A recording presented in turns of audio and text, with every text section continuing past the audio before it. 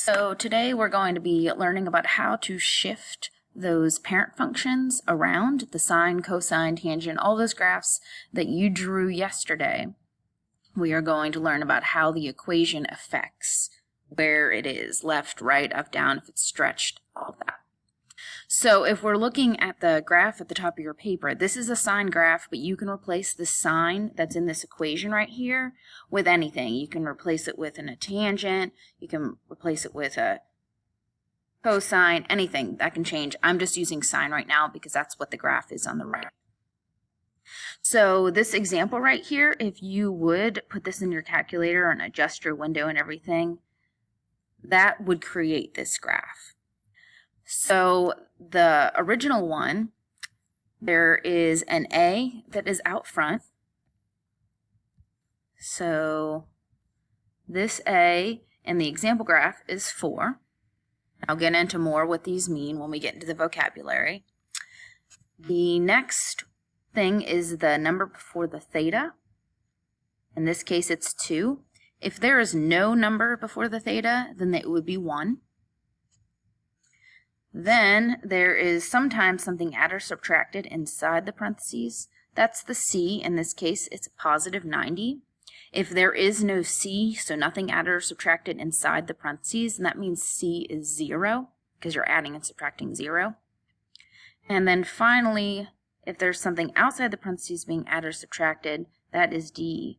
In this case, it's minus 6. And if there is nothing added or subtracted on the outside of the parentheses, then D is 0.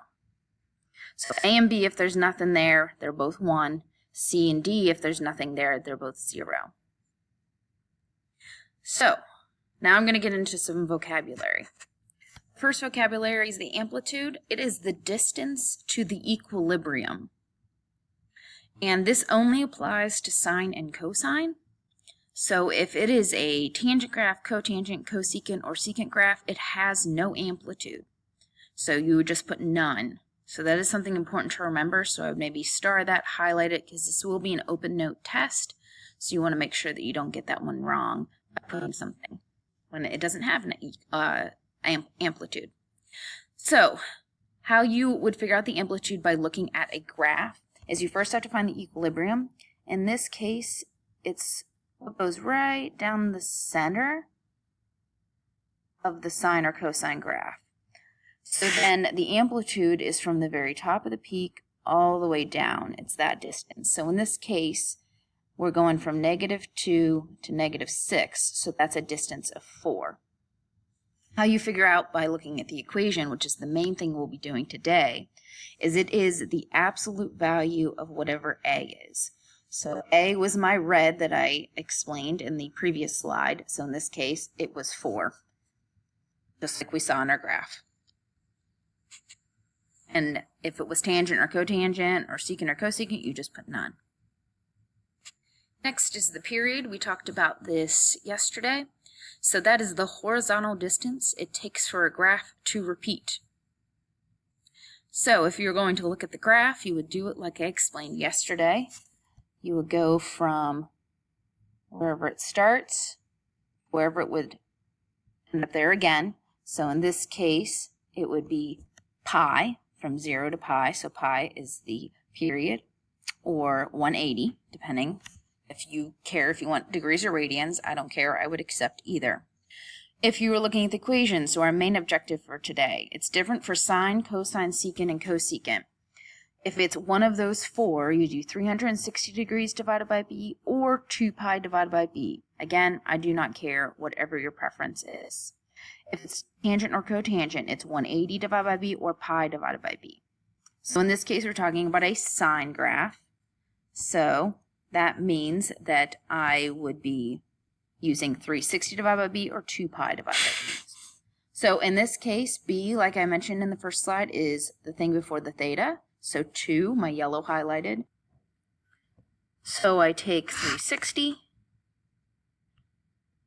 I divide it by 2, and I get 180 degrees. Or if you want to do radians, you would do 2 pi divided by 2, and you get pi. So just like we saw from the graph. The next is phase shift. So phase shift is how much the graph moves left and right. This is a little harder to tell from the graph, so it's more accurate to do it from the equation. So how you find the phase shift is you do negative whatever C is divided by whatever B is. So in this case, the C is the grains of the thing added or subtracted within there. So it'd be negative 90 divided by the B, which is the thing in front of the theta, which is 2. And so that will simplify down to be negative 45. If it's negative, that means it's been shifted 45 degrees to the left. If it was positive 45, it'd be 45 degrees to the right. If there is no C, like I mentioned in the first slide, that would mean C is 0. So that means there would be no phase shift at all. Next is the vertical shift. It's how much the graph moves up and down. So that is just the D at the very end of the equation. So if there's something added or subtracted outside the parentheses, or if there's no parentheses at all and there's something added or subtracted, that would be the vertical shift. So in this case, it is the blue, so minus 6. So that means it would be 6 moves 6 down. So minus is down. If it was a positive number, it would be going up. So if you notice this graph, the equilibrium normally is at the axis, and now it's at negative 6. So it checks out. Next is horizontal reflection. This happens when A is negative and it's reflected over the x-axis. In this case, A, the red, is not negative, so this means it does not have a horizontal reflection. Vertical reflection is when B is negative. That's reflected over the y-axis. So B is the yellow in front of the theta. B in this case is not negative, so it is not reflected over the y-axis.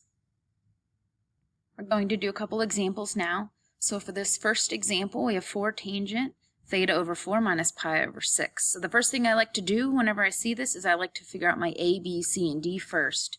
So in this case, the A would be 4 because it's the thing before the tangent. Then my B, so it's theta over 4. So you have to keep in mind there is a 1 before that theta, so the B would be 1/4.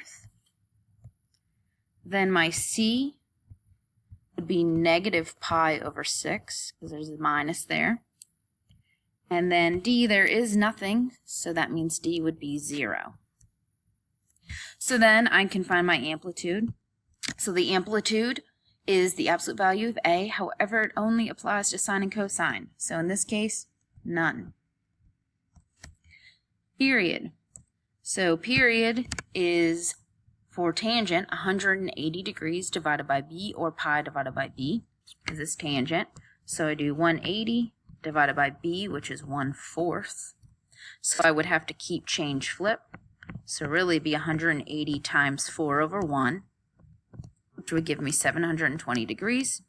You could certainly do the pi divided by 1/4 as well, and you get 4 pi. Either way, I would accept both answers. So then phase shift is negative C over B. So we have negative pi over 6, which is C, over B, which is 1/4. So again, I'm going to have to keep change flip. So I'm just going to flip it right next to it. Times 4 over 1. So then that would give me, these two negatives would cancel each other. So I would have 4 pi over 6, which can reduce down to 2 pi over 3. So that means it'd be moved to the right since it's a positive number. And vertical shift, because it has no D, that means there is none. So for this last one, my A is negative 3. My B, since there's nothing there, would be 1. My C is negative pi over 2. And the D is positive 1. So for my amplitude, it is cosine, so it does have an amplitude. I take the absolute value of A, so the absolute value of negative 3 is just positive 3. For the period, it is cosine, so cosine is 360 divided by E, which is 1. so 360, or you could do 2 pi divided by b, which would also be 2 pi. For phase shift, it's negative c, so negative pi over 2 over b 1. So those negatives would cancel each other out. Divided by 1 is not going to change anything, so it would just be pi over 2. So that would be to the right since it's positive. And then the last is the vertical shift, and there the d is 1, so it would be shifted up 1. So now what you're going to do is you're going to flip over the paper. You're going to do the table as the main thing. 2 and 3 are a bit challenging, but I'd like you to give it a try and see how you do, and then get it checked by me or a tutor when you are done.